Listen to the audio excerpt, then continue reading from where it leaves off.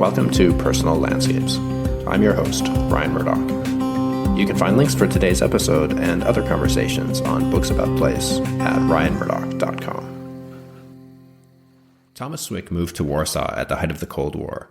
He also lived through events that would be seen as pivotal moments in the 20th century, including John Paul II's first Catholic Mass in Poland and the rise of Solidarity. His newest book, Falling into Place, is a memoir of his life behind the Iron Curtain, but it's also a writer's coming of age in the heyday of post-Watergate journalism. Tom's also the author of A Way to See the World, and his essays and stories have appeared in the Best American Travel Writing Anthologies, Los Angeles Review of Books, and National Geographic Traveler, among other places. We spoke about life in the Eastern Bloc, Polish films, and the 10 sins of travel writing, so that second half will be particularly interesting for aspiring writers. Just a couple quick housekeeping notes before we jump in. First, I wanted to thank regular listeners for their patience. I know it's been 2 months since my last episode. I was focused on finishing a new book. As many of you know, I make my living as a writer, and I do the podcast in my free time. I had less of that recently, but I've got conversations coming your way right until the end of the year. Second, I've mentioned on previous episodes that I have a new book out this year. It's called A Sunny Place for Shady People, and it's about 6 years I spent living on the island of Malta. I wrote it to help outsiders understand how a journalist could be assassinated in a European Union member state, how those who hated her could celebrate her death, shamelessly and publicly, including politicians, and why the people behind it continue to evade justice. It's published by Trinity University Press in the US and is available in bookshops around the world. But we had trouble getting it into bookshops in the country that I wrote about. If you've read it and you know anything about island politics, you can probably guess the reasons for that. Anyway, I'm pleased to say that this problem's been solved. A paperback edition is being published by Mid-Sea Books in Malta, and it's available now. You can find more information about that on my website. So that's it for me. And now, here's my conversation with Thomas Swick.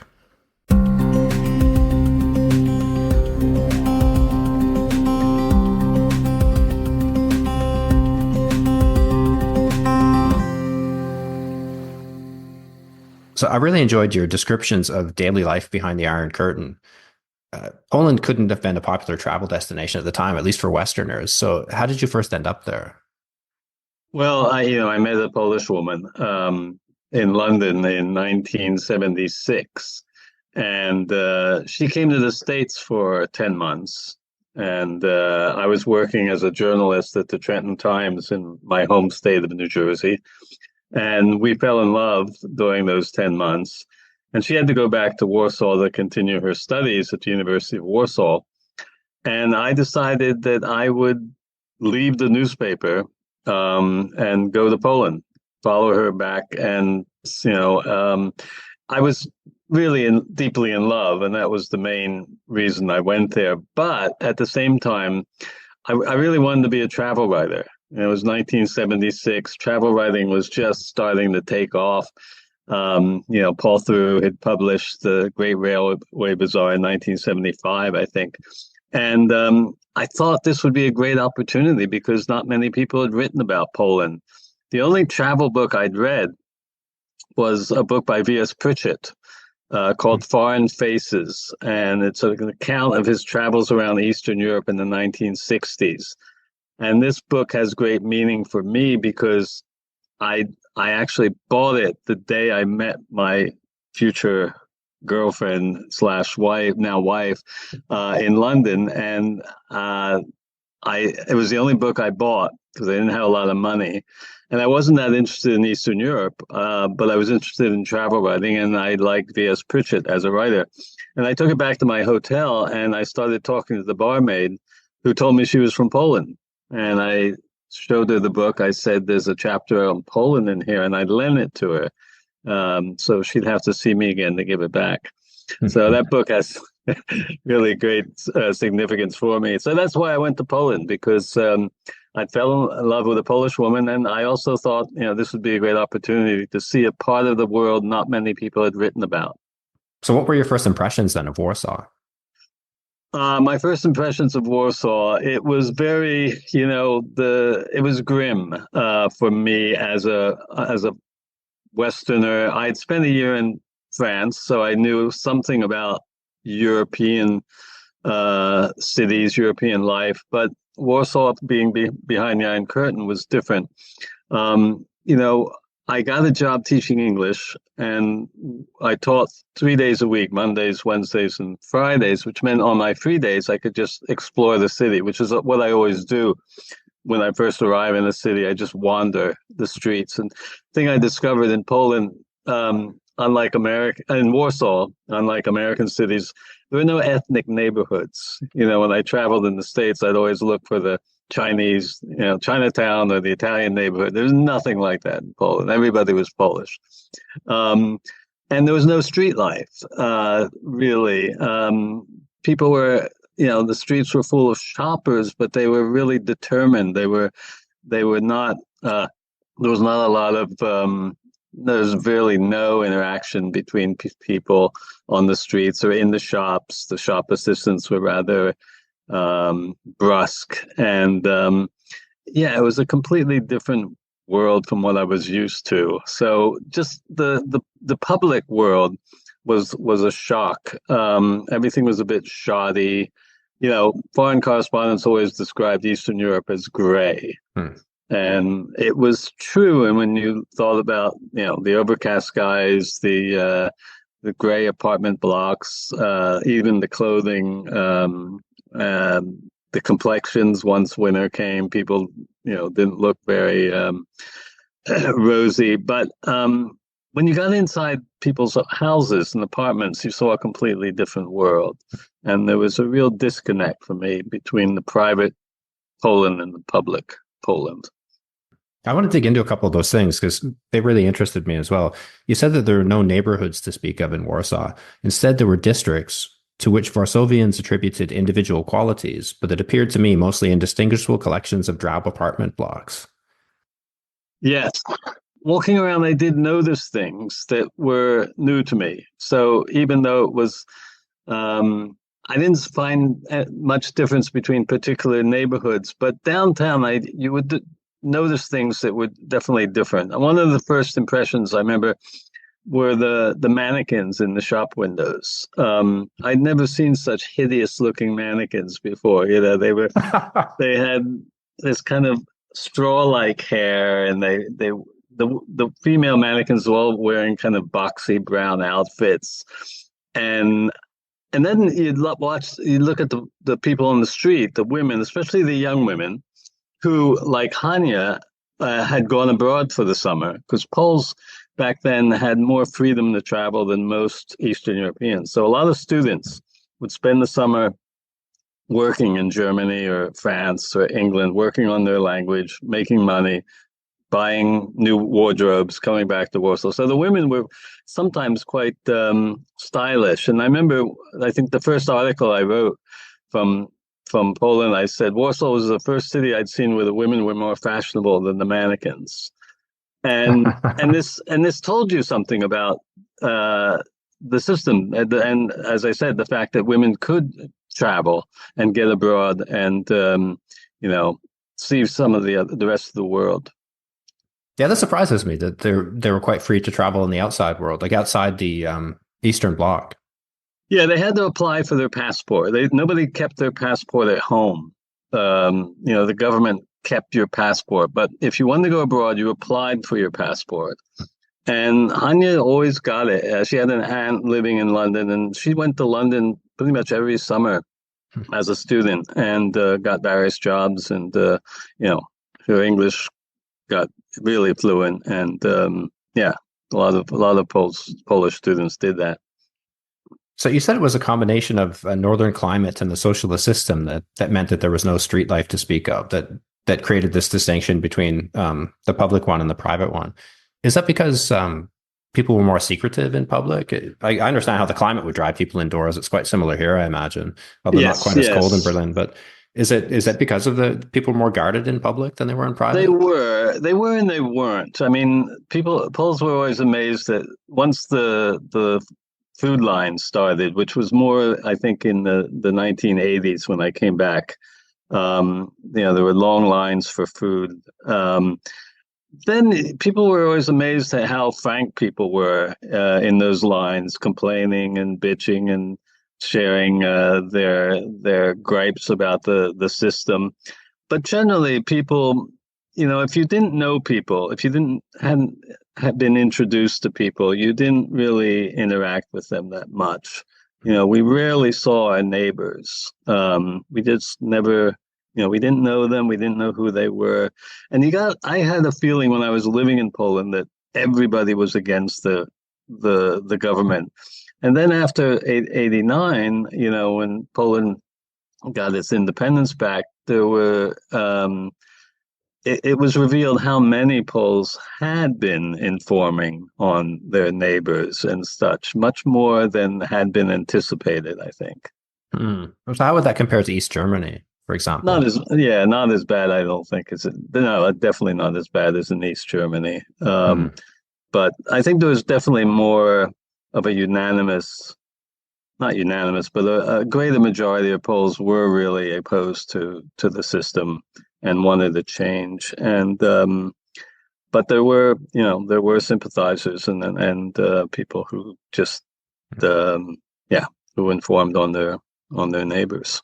Your descriptions of the people were really appealing to me. You said that sports and pop culture, so dominant in the States, kept a refreshingly low profile in Poland. The lack of junk food extended to the mental diet. TV was boring, but it wasn't puerile. Bookstores carried classics instead of romance novels. Movies delved into history and questions of morality. This didn't produce a humorless people.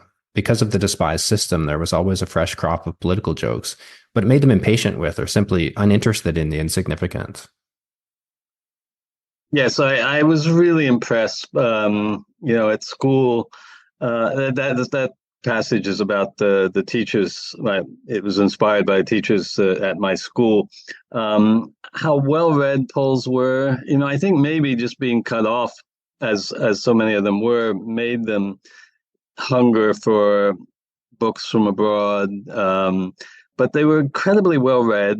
At least the people, the teachers I worked with and Hanya's friends and family, every time you'd go visit someone, invariably it seemed you were in an apartment filled with books, like I see yours is behind you. And everybody, they had really intense discussions about obviously politics, but also literature and films and theater. Theater was a big thing in Warsaw. So this was a bit of a surprise to me. I come from a country that's famous for producing Polish jokes, about the dumb Pole, the dumb Polak. And I constantly ask myself, why? When I was in Poland, why do we have these jokes? Look at these people. I mean, also very impressed by my students who, as I said, I taught on Fridays, and there was an evening school, so classes were from 3 p.m. till 9 p.m. And Fridays in winter, my students they'd fill the classroom, to come here to learn English, and I kept thinking about what I had done, when I was in high school on Friday evening, and it wasn't to study languages. So I was very impressed with the people and their thirst for knowledge, their intellectual interests. And this created a real disconnect because, again, when you got outside and you saw the kind of a city or the country they lived in, it just didn't seem to make sense that these really bright, intelligent people were living in this country that was, in a way, very backward economically. And I kept thinking they deserve better. This is not. It's not fair. It also seems like it's doomed not to last. Like no matter how much control is imposed from the outside, or how much a system like this is imposed from above, how can you keep a people like this down? That's so intelligent and creative. Well, and as it turned out, you can't. Right. But you got an inkling of that, as I got an inkling of that as I lived there. I first went in 1978, and shortly after I arrived, it was announced that the new pope was Polish. Karol Wojtyła from Krakow was going to be the next pope. And right that weekend, I remember the TV showed the ceremony from the Vatican. You got a sense that something was going to change, something important had happened. And then I got back. I had to leave Poland very quickly in February of '79 because I'd asked for an extension of my visa, and I was refused the first two times, and the second time I got a proposition. They said if they would extend my visa as long as I wished, if I would become an informer. And that was something I didn't want to get into, and I refused, so I had to leave the country. My visa expired 3 days later, so I had to leave the country. But I was able to get back in June, and that was for the Pope's first visit back to his homeland as Pope. And we went to the Mass on Victory Square, and there was this real feeling of solidarity that you saw the whole, thousands of Poles gathered together on the main square of the capital, feeling this sense of unity, that they felt there was a real sense of strength in numbers. And 14 months later, solidarity was founded. So was religion suppressed before this?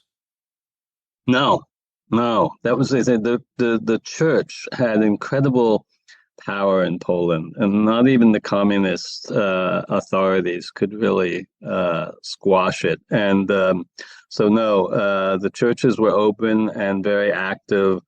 And as often in Polish history, they kind of took on the mantle of keeping alive the Polish traditions, Polish culture, and everything. So the church was very, very active and very important in those years. I want to come back to that period towards the end of the communist era in a moment, but I wanted to go back to ask a couple questions about your early years there. So you said you worked as a teacher, which you described as the last refuge of the expat. I've done this as well. I got the sense that you kind of plunged in over your head, much as I did. Like you just showed up with no teaching experience and thought, how hard could it be? I speak English. So what was that like initially? Initially, it was very embarrassing because I had no clue what I was doing. Well, the only advantage I had was that 2 years earlier I learned French in an institute for foreign students in France, where the students were from all over the world. So the teacher could only use French, could only speak French, never resorted to English or any other language. So that was my situation, because I didn't speak Polish when I first arrived. So I had to speak nothing but English. But I felt really sorry for my beginner students, because so much of what I said was just going over their heads. But I think by watching that French professor when I was in France and seeing how she did it with a lot of gestures and kind of theatrics, I was able to muddle through. But then, that was 6 months I was teaching, and then I came back for 2 years. And in those last 2 years, I think I got to be decent. I mean, I really wanted to make it. First of all, I focused on spoken language. I really thought the important thing is that they learn to speak and understand spoken English. So that was a lot of the classes were about dialogue and give and take and everything. And I wanted to make them entertaining. I just wanted to, so I tried to think of different things for them to do, like kind of games to play. And then at the end, my last year, I got a tape player, and I played the old stand-up comedy routines for them, for the advanced classes. And you knew when they understood, when they all laughed at the students who understood laughed at the punchline. But I ended up really enjoying it, and I think part of that was because of the students. They were incredibly dedicated. They really wanted to learn English. They were often studying English at high school or college and came to this evening school just to improve, what they were already learning. They were just delightful. I had very little, no problems with discipline or anything like that. They had to be 16 to get into the school. Um, and yeah, I ended up really enjoying teaching.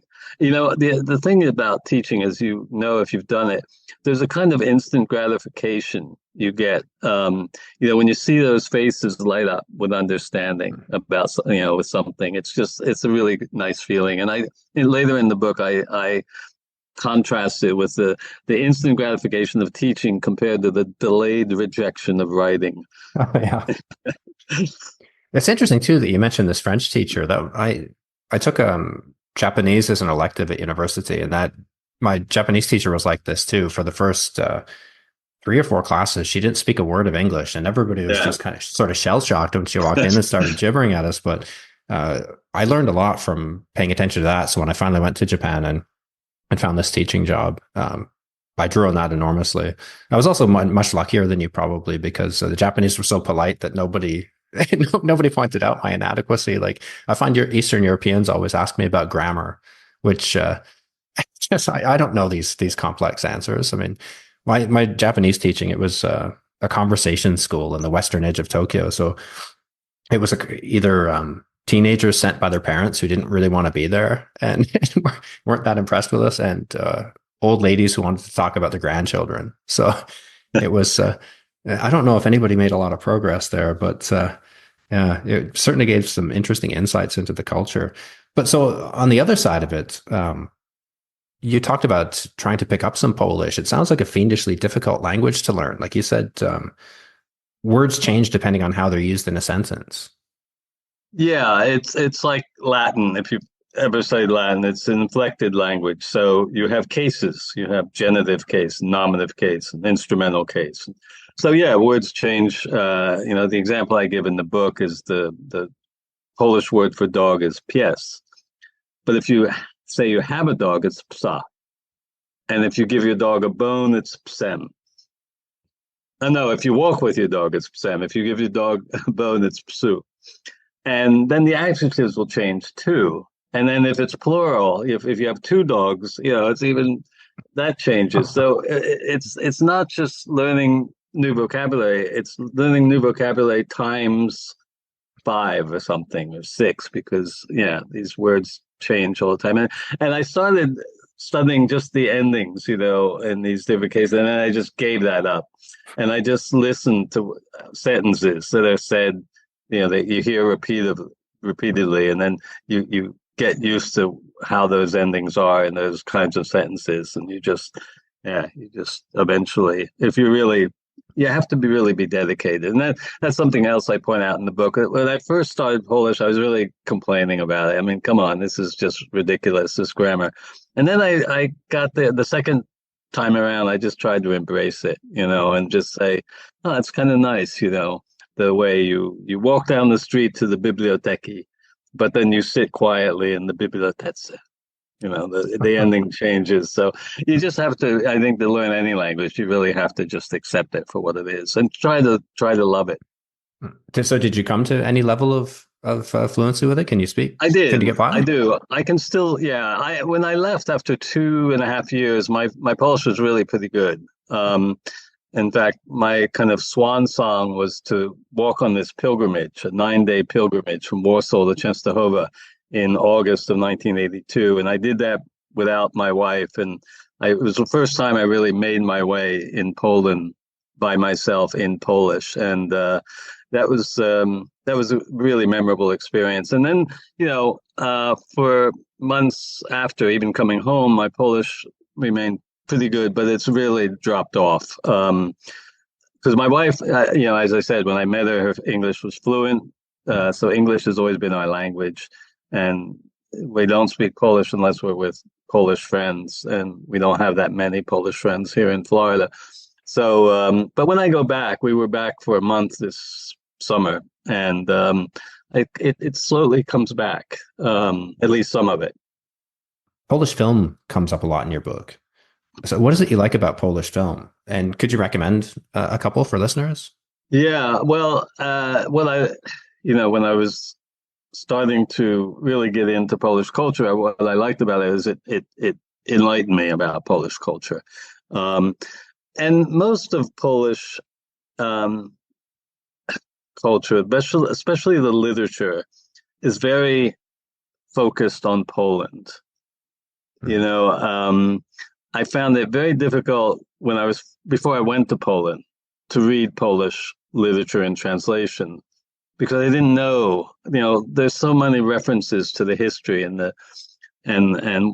there's so many nuances that I found reading, there was the Polish section right next to the Russian section at the library. And I found myself kind of going over more toward the Russians because they were more universal. Poles, to really appreciate Polish literature, you really have to know about what Poland's gone through.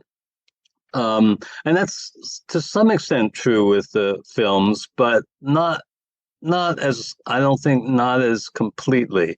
There's just been some fantastic directors. A guy I refer to in my book is Krzysztof Zanussi, because I ended up using his screenplay. I found a book of some of his screenplays in a bookstore, and I used them as a language tool, to try to learn Polish just by reading dialogues, which is really, it's a great tool because, the dialogue of a contemporary movie is it's the kind of speech that people use every day, unlike a play sometimes, which is kind of still didactic at least. So Zanussi, Andrzej Wajda made some incredible films. Some very much about the history of Poland. There's one he made called Promised Land, Ziemia Obiecana, which is about Łódź, the city of Łódź, I think between the wars, and it's a really great historical film. And then there's the great director Kieślowski, Krzysztof Kieślowski, who made a film called Decalogue about the Ten Commandments. Yeah, and I've seen that. Yeah, and then he also did Red, White, and Blue, a trilogy, which is just a wonderful, wonderful film. And the Poles are still making some good movies. A lot of it's more commercial now than it was back then, but there's still some really good. In fact, there's that book, film that just won the Academy Award about 5 or 6 years ago. It was a woman's name. It wasn't Ida, was it? Yeah, Ida, I think. Ida. Okay. Yeah. He made one called Cold War. Cold War, as well, right. Yeah, that's fantastic. Yeah. Oh. So yeah, that's got a really nice atmosphere. There's a real tradition. Polanski is another Polish director. So he came out of that Łódź film school, and there's a whole there's a great tradition of Polish film. I just saw his first film. I guess this year or last year, Knife in the Water. Knife in the Water, yeah, that's a great film in Polish. Yeah, that's fantastic. Yeah. And Ashes and Diamond is another really good one. I think that's Wajda. Wajda. Yeah. Zanussi, I've seen The Structure of Crystals. That's the only one I was able to find. Yeah. But that's a brilliant idea. I wrote that down when I read that in your book about finding a screenplay from a contemporary film and using this as a way to pick up sort of colloquial language and the way people actually speak. That's really clever. Next time I'm back in Japan, I'm going to look for some screenplays. Yeah. Well, I did that in France with Truffaut. I love Francois Truffaut's movies, and that's the way I started doing it. Yeah. Did it encourage bad behavior as well? Because Antoine Doinel was quite a bad kid. He was. But works a subtle negative influence there. So tell me about your first winter in Warsaw. That must have been a bit of a shock. I mean, you're from Jersey, you said. So how bad are winters in Jersey? Well, Jersey winters, we had winter, but there were nothing like that winter. But that winter I first experienced was then called the winter of the century. I mean, it was just phenomenal. My parents sent a thermostat for me so I would be able to tell what the temperature was in Fahrenheit. And we put it outside, and the mercury went all the way down to the bottom. We couldn't even see it. Brutally cold temperatures, and then these blizzards that just blanketed the city with snow. and they told old people to stay inside. It was a real, and they declared a state of emergency, I think right after the New Year. And I remember we made it out to a New Year's Eve party. We got a bus. The public transportation was still running. And I'll never forget getting on the bus and seeing everybody just delighted. I mean, all the young people, I'd never seen people smiling like this on public transport in Poland, but the young people, especially, something was happening. Their fairly dull life had been turned into an adventure, and they really were reveling in this. Also, something my wife has always told me, she said, Poles are good in crises. She said when things are going smoothly, they'll just argue and fight with each other. But when there's a crisis, they really buck up and really make the best of it. Are the winters as bad now in Poland? Like, I don't see it here. No, they're not. No. I mean, I think that's happening around the world, that winters are not as harsh as they had been. But yeah, that was really bad, and then we weren't. I just had a overcoat. Nothing like we didn't have the clothes that you have now. The Gore-Tex or whatever. We didn't have we'd have a scarf and a fur hat and an overcoat, and that's all we had. You had to protect yourself, and also not many people I knew had cars, so you were dependent on public transportation, and you'd stand for long periods of time waiting for a tram or waiting for a bus while the wind would just whip into your face. And it was pretty brutal. Well, staying on the topic of misery, one of my favorite parts of the book was the Great Railway Ordeal, where you were asked to be an informant. You had to leave the country on short notice when you refused, and you went from Warsaw to Athens. Maybe you could tell that story. That's quite an astonishing, rather improvised journey as well. Yes, it was. I decided to go to Greece because I had a friend in Athens, and I didn't want to come home because I thought I wanted to stay in Europe with the hope that I would get together with Hanya in the summer.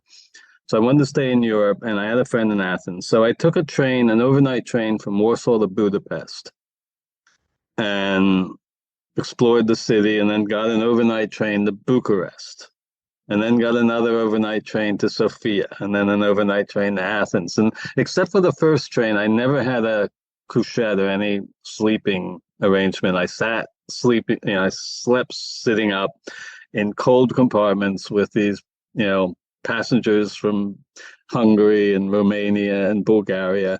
And invariably, it seemed just after we'd gone to sleep, we would hit a border, and the train would stop, and then border guards would come on, and they'd ask for everybody's passport. So, the Romanians and Bulgarians, they'd all hand the passport. The officer would hand it back. He'd get my passport. He'd take it off the train. He'd go away with it. And everybody looked at me accusingly, because I was holding the train up. And one kind woman looked at me, and then she pointed to all the others and said, socialist, socialist, socialist. She pointed at me and said, capitalist. So that was the explanation as to why my passport had been confiscated. About an hour later, they'd bring the passport back. The train would go on its way. The train station in Bucharest was a nightmare. And I describe how I never felt so alone, so out of place. I remember, I don't remember people with suitcases. They all had bales or packs or something they carried on their backs. It was a really grim, nighttime stations are never pleasant, but this one had something of another world atmosphere to it. And it was a really uncomfortable journey, which is exactly what travel writers want. They say the worst trips make the best stories. But eventually I arrived in Athens, and I got a job not in Athens but in northern Greece. And how did teaching in Greece differ from Poland? Like, how did the students Com- differ? Completely. I mean, Greece, it's this romanticized country, and some of my favorite writers are, great champions of Greece. Lawrence Durrell and Patrick Lee Fermer. I love their work. So I went to Greece with a lot of enthusiasm, really. I mean, obviously, I was upset about having to leave Poland and my girlfriend, but yeah, I was looking forward to Greece, and it was, well, if I had stayed in Athens, I think things might have been different. But I ended up in a small city in the north, and the school, I got a job teaching English again, but with kids, young children, and the director, I quickly learned, just used the school as a money-making operation. I learned eventually that he passed all the students every year, because if he found out if he flunked them and they had to repeat a grade, they'd just drop out and he'd lose money. So it was a completely different, and the teachers were not terribly friendly, or it was all men. There weren't that many. It wasn't like the school in Warsaw. So it was not an intellectually stimulating environment like I'd had in Warsaw. And this was interesting because, Greece is such a romanticized country, and it was showing me a lot of the beauty of Poland, and a lot of the things that I really got to appreciate Poland by living those 4 months in Greece. And I suffered more from the cold in Greece than I had in Poland, because I'm in northern Greece, but Greece, being a sunny Mediterranean country, they really don't have central heating. So for the first 2 months, I could see my breath in my room. So That was a shock for me living in Malta too. The winters were awful. Like yeah, never spend winter in a famously warm European country. Oh, it's horrible. The house was awful. It's the worst. We lived in an old house with giant thick walls and colossally high ceilings initially, and that was cold, but you kind of expected it. It's an old stone house built for the heat. Uh, it was tolerable, but they had these propane gas heaters was the only thing that you could use to heat the place, and they put out water vapor as well as a tiny amount of heat, just enough to warm you if you're next to it, and it would so everything gets inside and damp and moldy, and you never really get warm. I had a cat then that I had brought with me, from Canada, and we used to have to put a barrier in front of the heater because she would go so close to it, she'd catch her tail, start singeing. But the worst places were the modern apartments. Like mold would seep through the walls. You could see your breath indoors, and we started putting. I would put a hairdryer in the bed before we got into it, just to take the edge off the cold a bit. And then once you get inside, you feel the damp through your back all night, and you're finally warm in the morning when it's time to get up. And then you get up and put the hairdryer inside your clothes. It was awful. Like, I wouldn't recommend that to anybody. No, and I spent as little time as possible. I just slept in that room I rented. I mean, the first thing in the morning, I'd run outside and sit on the bench in the sun and try to warm up. At night, I'd go to the cafes and just write my letters, write my notes, and write about the train journey while drinking an ouzo, and that's how I spent my winter in Greece. Did you find that people didn't read there, like in a I didn't climate find like a lot that? of readers. No. I didn't get to know that many people. I was really kind of on my own there. The director, again, he didn't speak much to me because it turned out he didn't speak very good English, and he didn't want that. Nobody knew that. But now here I was. I was there to discover the fact that he didn't speak very good English, or much English at all. So he basically ignored me. He gave me a schedule. There was a fair amount of anti-Americanism in Greece in the late 70s. So, for example, he gave me one class on Saturday evening, so I could never go away for the weekend. I had to stay there for my one class on Saturday. Little things like that. I really, it just made it for a very unpleasant time in Greece. And I've since have been back to Greece, not that town, which I'm really tempted to, because they say never go back to a place where you were happy. Yeah. And I'm thinking, what about going back to a place where you were very unhappy? And I have pictures of the house and everything, so I know I could find it. So I'm very tempted to go back there. I'm sure it's gotten better.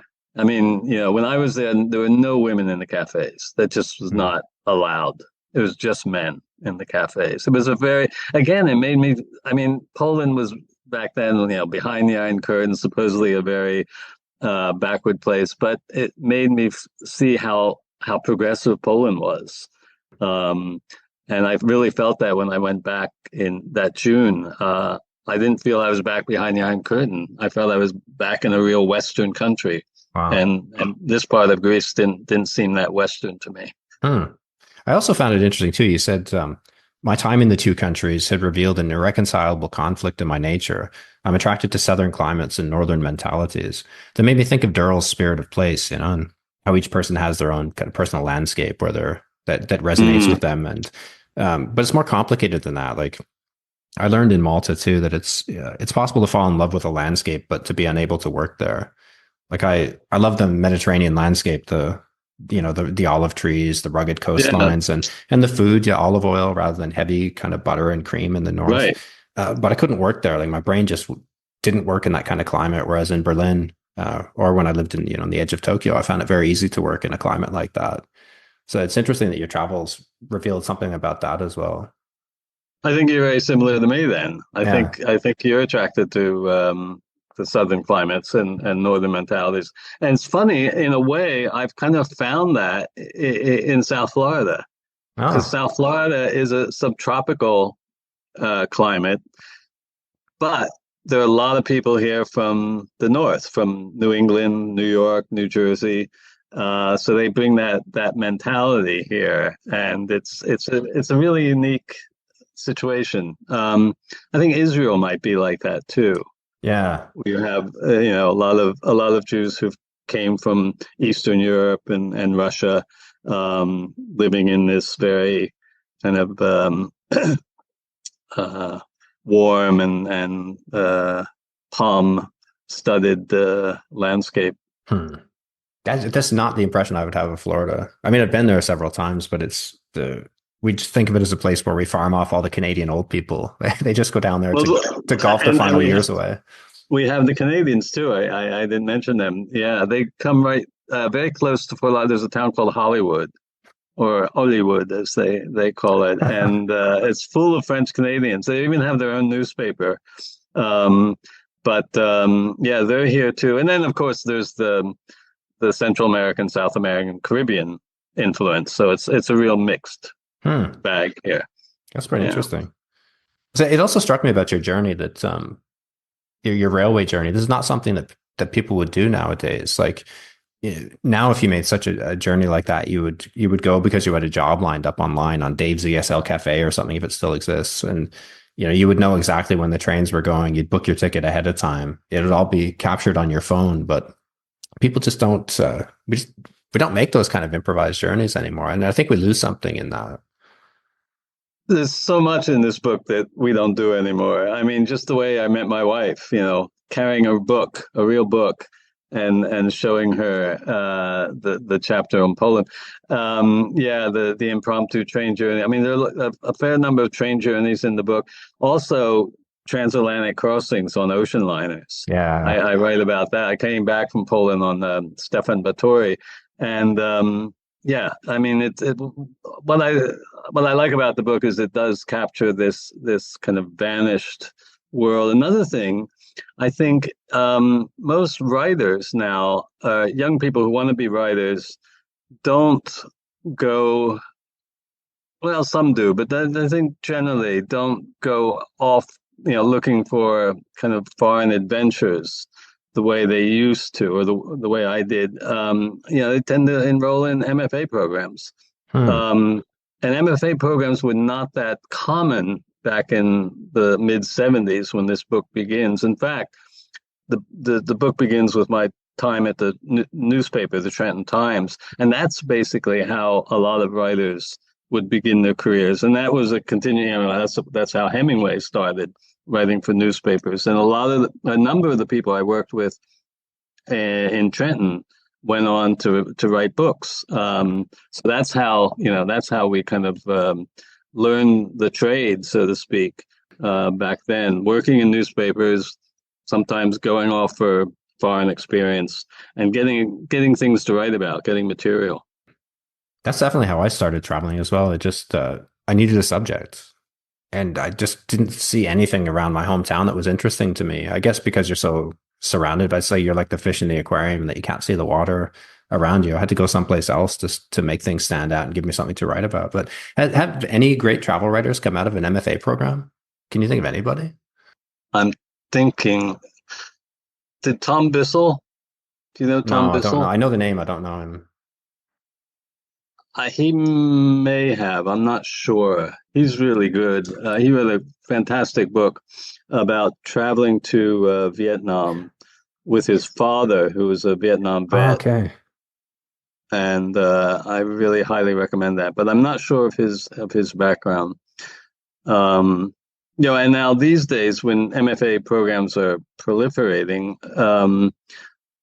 travel writing's not seen as a very viable profession. It's just, again, this book covers that period when travel writing was really big, and people were really reading travel writing and wanting to be travel writers. And I think that has passed, But do you think it's just unfortunately. do you think it's just one of the troughs, one of the many troughs? Because I mean, there was a period in between the wars in the 30s when a lot of great travel writing came out, and then there was Yeah, the period of Paul Theroux that you're talking about, and these right. writers, and then there was another sort of brief, like when Sarah Wheeler and the writers who came immediately after Theroux came on the scene. There was another Yeah. little blip there, And and then now we seem to be in a trough again.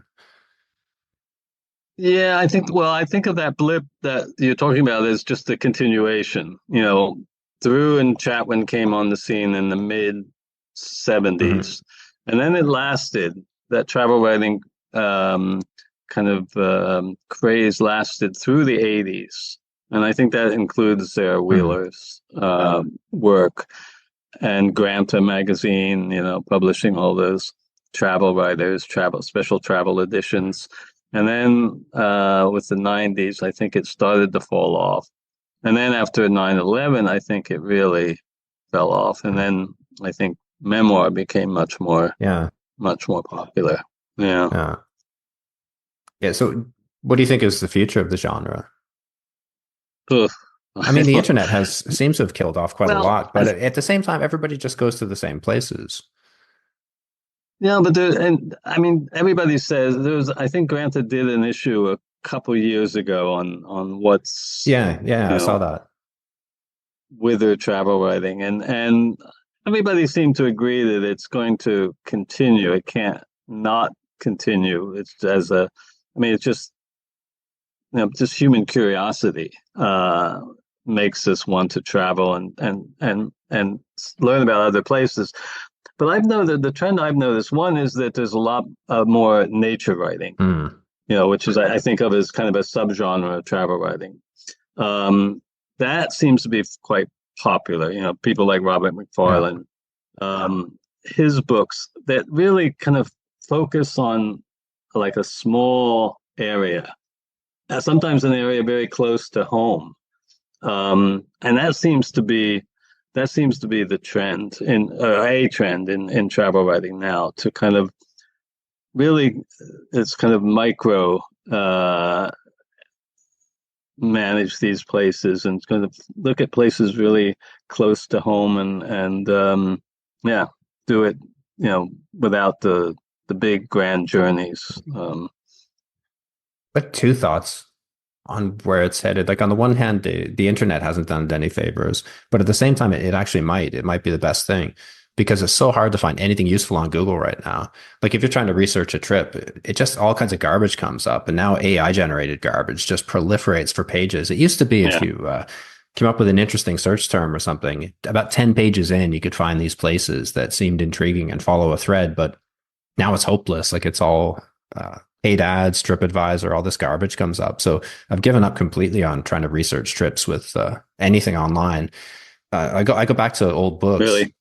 histories or earlier Yeah, travel books, and try to find some some corner of a place that sounds really interesting, and at least get some terms and names to start researching under. And then once you start digging into that, you can find a story to trace, and or some the great game or some aspect of, you might want to look up sites related to that in Uzbekistan, like I Hmm. did at Christmas time. And so you can,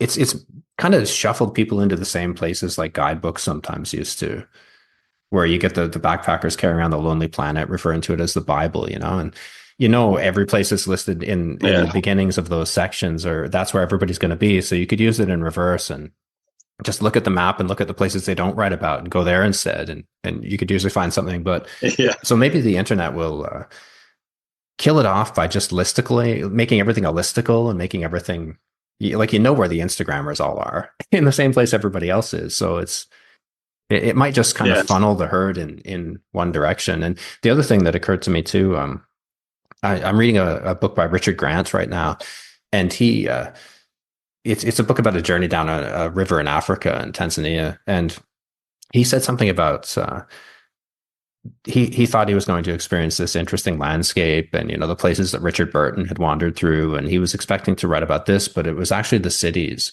these massively swelling cities and slums, that were more interesting, and that's where life seemed to be happening. So he was kind of positing whether the future of future travel writers would want to spend time in those places instead, and try to come to grips with the complex societies that were forming in these cities. That's interesting. That's really interesting. Um, well, Jan Morris was such a real urban traveler. Did you ever hear a book, Oh Canada? I haven't read that one. No. Yeah, she basically just travels through all the southern cities. I mean, she just goes from Montreal to Toronto, Toronto, and ends up in Vancouver. But in a way, I kind of understand. I'm drawn to cities too. I just find, you know, I like writing about people, and people give you quotes. Trees don't. You really have to feel, you have to know something about nature, and you have to really feel it, I think, in your blood, to write well about it. Whereas I just I have a friend who's a sometime travel writer, and he had a great comment that I definitely related to. He said when he sees a beautiful landscape, he can appreciate it, but he doesn't feel the need to interact with it. Hmm. Whereas when he sees a city, when he gets into a city, he gets off the train and goes out the doors of the railway station, he wants to participate in the city, unlike with a landscape. And that's kind of the way I feel. Um, most of my most of my travels have been to cities. So what about the sort of stuff you commission? So you worked as a travel editor for the Fort Lauderdale News and Sun Sentinel. Uh, and judging from the many books you mentioned here, and in your book Falling Into Place, we have a common love of this genre. So what sort of stories would you commission? I didn't. I mean, I didn't have a budget to pay. I mean, I paid. I didn't. I didn't have a budget to pay people to travel. I did pay for the articles when they came in, but no, I just received freelance submissions. That's how I would only publish one or maybe two a week. But it was a pretty healthy section for a mid-sized newspaper. It was in the real salad days. We had maybe 12 to 16 pages every Sunday. And, a lot of that was advertising. Inside was advertising and wire stories I'd pick up from other newspapers. But the front page, I always insist it would be either something by me or something by a freelancer. So and that, everybody, when I told people what I did for a living, people said, "Oh, what a great job. You get to travel." And yes, it was. But I also loved being a travel editor and getting stories from freelancers. I was never, again, because I wasn't a big newspaper like the San Francisco Chronicle or the Chicago Tribune, I wasn't inundated with freelance submissions. It was manageable.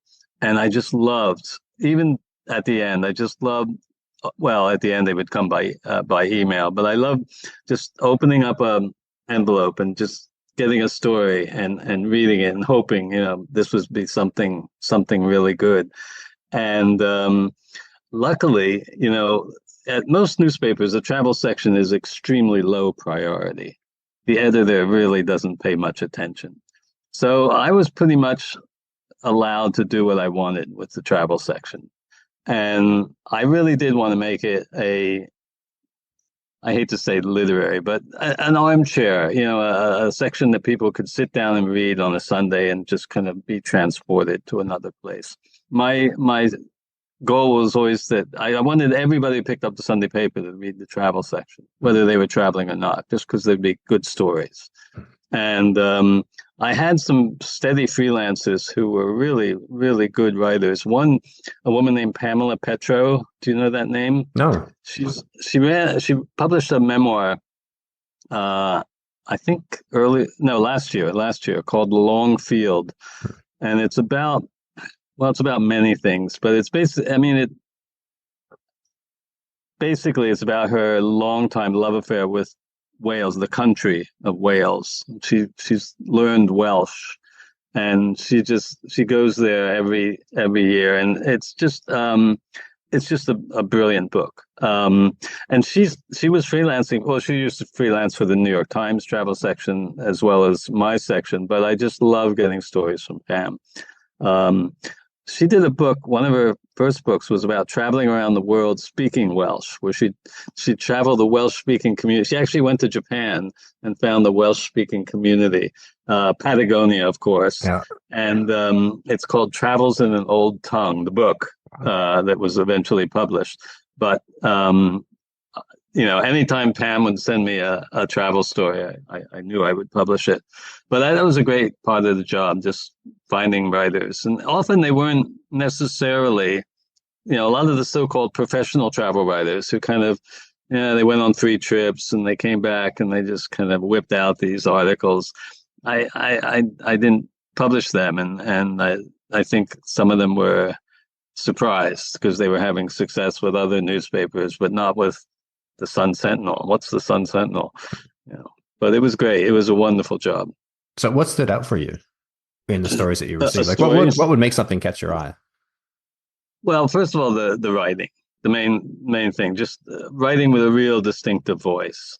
I wrote a piece, I think in 2001 for the Columbia Journalism Review, complaining that all travel stories sound the same.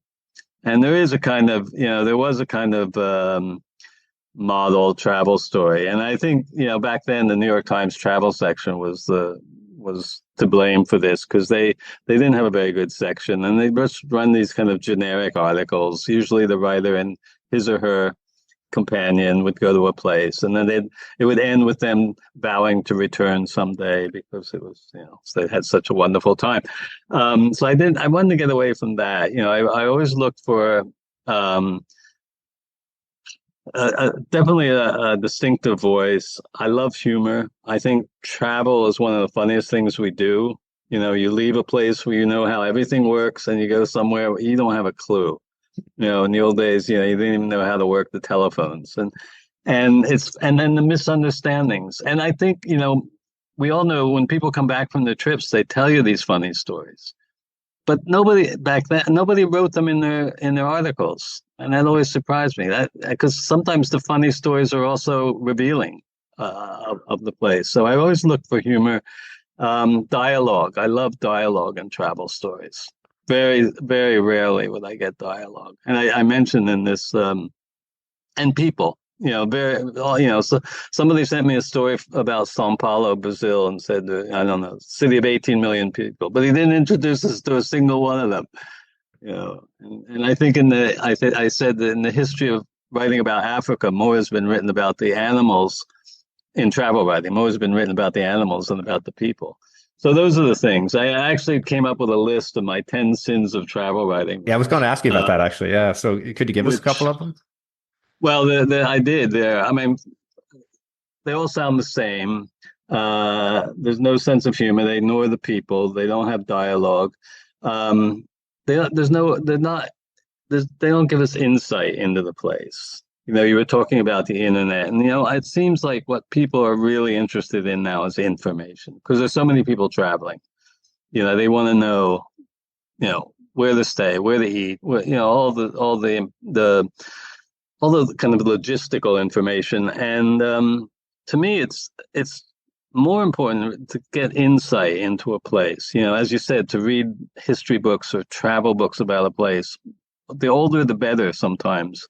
So you have an understanding of the culture and the mentality of the place, and so those are some of the sins I came up with.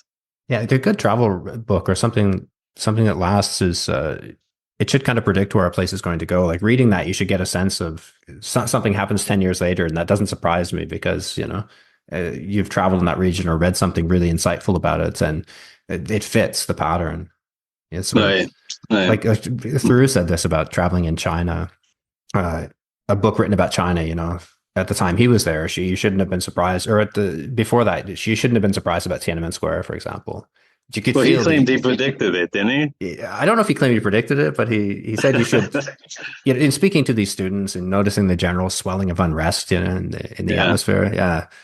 So and one of the other things, you mentioned this too, that one of the plagues of travel magazines and writing for them is the cyclical nature of certain feature stories. The same topics come up, again and again on an annual basis. So how can a new writer who's just starting out inject fresh life into these sorts of stories? The I don't know well, I don't know, but to bring that personal voice to it can really help. I mean, I mentioned in my book that first newspaper job when I was at the Trenton Times. Every spring they'd send a feature writer out to cover this theme park that would open, in the spring, and every year was the same kind of story. And I was heading out. I was the new feature writer that year. I was heading out to cover it, and one of the photographers saw me, and he said, "You're going to write the same old story about Great Adventure?" That's the name of the theme park. And the way he said it, that kind of taunting, jaded, journalist voice, because every year, I guess the story had been very much the same. And I went there thinking, no, I'm not going to write the same story. And so I kind of kept my eye out for little things that other writers might have missed. And that's one of the things I think that makes for good travel writing. Paul Theroux, when he wrote The Great Railway Bazaar, I love the way he just ignored the sights and he focused on the people, but little things. Like I remember he described the hairy brown sweaters in Istanbul. Like the men were all kind of wearing these like hairy brown sweaters, and I could see that. I'd never been to Istanbul, but that made me really see the place in a way that a description of the Blue Mosque wouldn't have. So I think writers really need to focus on small details that maybe other writers have missed, and that give a story a feeling of authenticity and really make a place come to life. So small details, individual voice, and being a little different. Trying to find something that hasn't been said before. I think one of Martin Amos's rules for writing is to write a sentence that other people wouldn't write, which is hard to do. Yeah. Yeah. Well, one of the other things too, I'd never liked about writing for magazines is kind of the ephemerality of it. Like it's you spend a lot of time writing a 3,000 word feature or 4,000 words, and it's out there, it's published on the newsstand, and then it's gone in a couple of weeks, and it's just sort of forgotten. Where a book can last. Like I've written so many magazine features over the years, 300 newspaper columns, I think. In Malta, and I get to the point where I even forget how interesting some of them were. Like I'll go back and look at these early stories, like Jesus, that was actually pretty good. I forgot I said that. It's the vanishing nature of it. Books seem more permanent in a sense. Well, maybe that's an illusion because nobody that could just get remaindered as well. But Well, that's why we write books. Yeah, because the journalism does fade away. But, nowadays with the internet, things can always be retrieved. You can always, you can find these pieces. Lately, I've been doing some things for the American Scholar, which is a quarterly here in the U.S. And they what the last piece I did was just they just put on their website. It was an online edition, but it's available. Anybody can read it at any time. So that's kind of nice. And but yeah, for things to really last, you wanna write a book, definitely. Hmm. So I have just two questions as we come to the close. One about Poland and one about writing. First, Poland. You must have seen an awful lot of changes in your time there. Like you've been visiting Poland for such a long time, from the Iron Curtain days to the time of solidarity to the present to just this year. So what sort of changes have you seen there, especially since they've joined the EU? What's the state of things now in Poland? Um, well, things are pretty good. The big change I notice every time I go back now is that it doesn't seem that different than any other place in Europe, and which is a good thing. It does kind of diminish that traveler's sense of excitement of being in a really different place.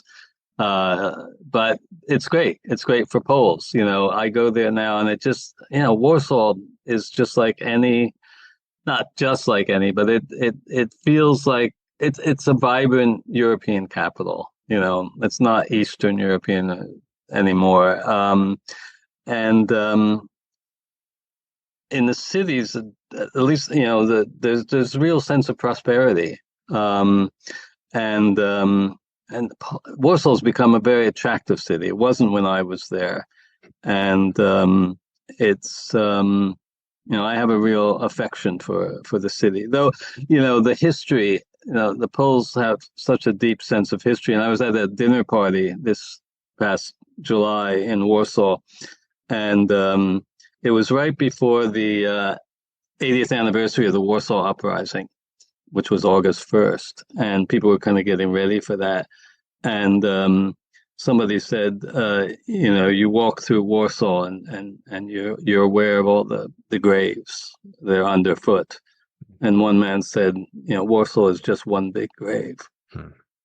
And, you don't hear that about many cities, but it's true about Warsaw. I mean, World War II, the occupation, the uprising, there's just so many people were killed, shot on the street. And it bears that history. If any visitor who's read even a little bit about World War II is aware of that in Warsaw. And there are plaques everywhere, on the street, on buildings, here on this such and such a date.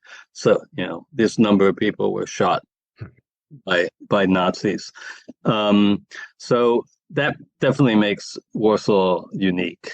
But it does have this sheen now of real prosperity and modernity, and kind of great restaurants and cafes and things like that, which I missed when I lived there.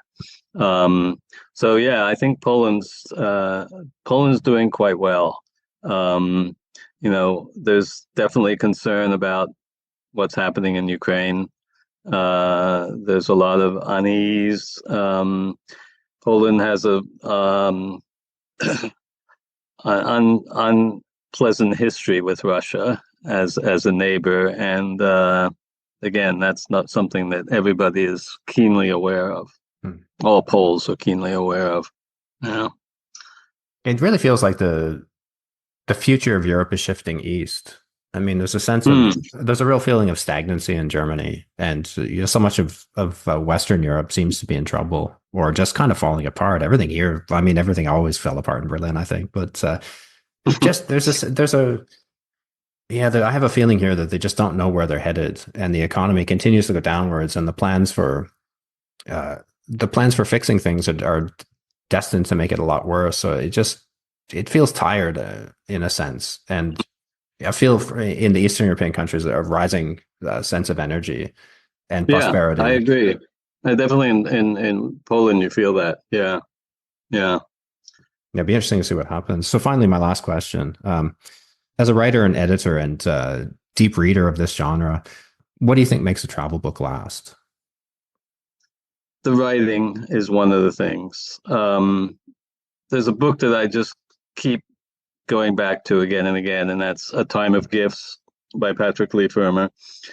I mean, the writing is such a joy, and it's so rich that, you can read a couple pages and just be transported back to whatever place he's writing about. At the same time, just so overwhelmed by his gift for his agility with the language. It's just a book that just never fails to give you kind of endless pleasures. I mean, the book itself is a kind of a gift. I just love that book. So I think that's one of the things that makes it last, the writing. And I think, the sensibilities of the author, the way he or she just sees the world and is able to interpret it for readers. And, it being insightful about places, being able to get beneath the surface of a place and just not just describe the physical world, but to kind of explore and understand the deeper meanings of a place. There's so many great travel books that do that, and I think I hope that people will be reading them for years to come. Thank you for your time today, Tom. I really enjoyed the book, and especially the insights you gave me into the other side of the Cold War world that I grew up in. Thanks, Ryan. I appreciate it. Thanks for listening to this episode of Personal Landscapes. If you like the podcast, please give it a rating on iTunes and subscribe through your favorite app. You can find links to today's podcast and more conversations on Books About Place at ryanmurdoch.com. You'll also find a donate button if you'd like to contribute to the costs of the show. All donations are greatly appreciated.